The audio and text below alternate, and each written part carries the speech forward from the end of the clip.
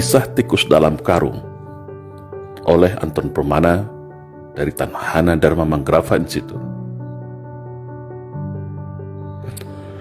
Dalam sebuah perjalanan kereta api, seorang profesor ilmuwan asal Prancis bertanya kepada seorang pria tua yang duduk di sampingnya, "Bapak, kalau saya boleh bertanya, benda apa yang ada di dalam karung itu?" kata profesor. Pria tua menjawab, "Oh, itu adalah kumpulan tikus yang ada di ladang gandum saya." Lalu profesor dengan mimik yang semakin heran dan penasaran melanjutkan pertanyaannya, "Untuk kegunaan apakah tikus itu jauh-jauh Anda bawa dan untuk siapa?" Si pria tua menjawab, "Tikus ini ada yang order buat laboratorium pemerintah sebagai bahan penelitian. Saya mau mengantarkannya langsung. Dan ini sudah biasa saya lakukan dalam beberapa tahun ini." Sambil manggut-manggut, si profesor bertanya kembali, "Lalu, kenapa Anda selalu menendang-nendang tikus itu dan menggoyang-goyang karungnya setiap saat?" Si pria tua itu menjawab, "Oh, kalau itu adalah tradisi kami sejak dulu di ladang. Saya menendang dan menggoyang-goyang tikus itu agar tikus itu sibuk dan ribut antar sesama dia di dalam karung. Karena kalau mereka tenang-tenang saja tanpa diganggu, maka tikus itu bisa menggigit dan mengoyak karung ini dengan gigi dan kukunya yang tajam. Makanya saya goyang dan tenang terus karung ini supaya tikus-tikus ini lupa kalau mereka sebenarnya punya senjata gigi dan cakar. Mereka punya cara bersama-sama untuk melepaskan diri dari karung ini," jawab pria itu santai. "Oh, begitu ternyata," jawab profesor ini baru paham dan mengerti sambil manggut-manggut.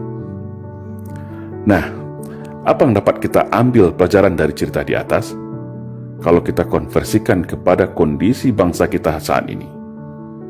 Cerita profesor dan bapak tua pembawa karung tikus di atas bisa dikonversikan dengan keadaan bangsa kita hari ini. Sebuah bangsa yang besar, bangsa yang plural, bangsa yang majemuk, tapi saat ini terjebak dalam jurang perpecahan yang begitu tajam dan dalam. Ibarat sebuah piramida kehidupan, mulai dari puncak piramida, tengah dan bawah terpecah belah oleh ego dan kepentingannya masing-masing. Apakah ini natural? Apakah itu alamiah terjadi? Sebagai bangsa yang memiliki sumber daya alam melimpah seperti ini, sangatlah menggiurkan bagi para taipan dan negara maju yang haus akan sumber daya alam. Dan sejarah negeri ini juga mencatat demikian. Sejak berabad-abad tahun yang lalu, bangsa lain silih berganti ingin mengeruk kekayaan negara ini. Dan cara yang paling aman untuk menjarah negeri ini adalah tentu dengan mengadu domba sesama masyarakatnya agar terpecah belah dan lemah.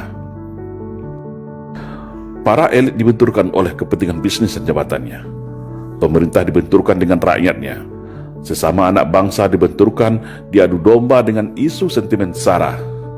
Mayoritas versus minoritas, cebong versus kampret, radikal versus PKI, Jawa versus luar Jawa, dan liberal versus fundamental. Padahal semua perpecahan itu ada decision maker di belakangnya. Ada kingmaker yang merencanakannya.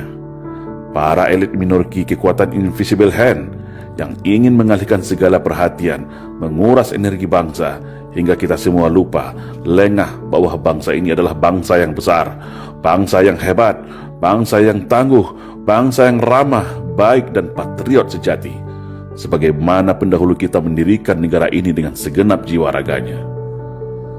Setiap hari, setiap menit dan detik, ada saja isu permasalahan yang muncul seakan memaksa kita, menggiring kita, memancing emosi kita untuk terus berkelahi, saling mencaci, dan saling membuli. Seolah tak ada lagi celah untuk kembali ke masa indah yang penuh kerukunan, ketentraman, dan saling percaya dan toleransi. Yang agama satu tak recokin agama yang lainnya. Yang aliran berbeda tidak hakimi aliran yang lainnya. Suku lain tidak menghina suku lain. Kehormatan sara sangat kita junjung dan hormati. Tapi saat ini, isu sara seolah menjadi amunisi dan senjata untuk memecah belah anak bangsa. Akhirnya yang terjadi, sesama anak bangsa terjebak dalam jurang gelap perpecahan tiada henti, yang membuat para cukong, elit minority, kingmaker semua tepuk tangan dan tertawa sambil menghisap kekayaan negeri ini dengan tenang. Sudah saatnya bangsa ini sadar akan jati dirinya. Sudah saatnya kita semua paham arti dari semua perpecahan ini.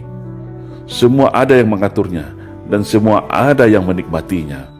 Ibarat kata pepatah, kalau kapal pecah, maka hiu yang akan kenyang menikmatinya.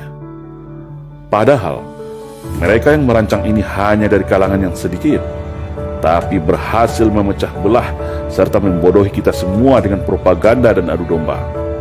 Seperti pria tua yang selalu menendang menggoyang tikus dalam karungnya agar selalu ribut dan lengah. Sekarang, kembali kepada kita semua. Tetap ribut saling cakar antar sesama, atau bersatu bersama-sama untuk melepaskan diri dari skenario belenggu perpecahan, membangun arus gelombang persatuan kesatuan bangsa untuk menuju arah Indonesia ke depan yang lebih baik, yaitu Indonesia yang bersatu, berdaulat, adil dan makmur. Salam Indonesia Jaya.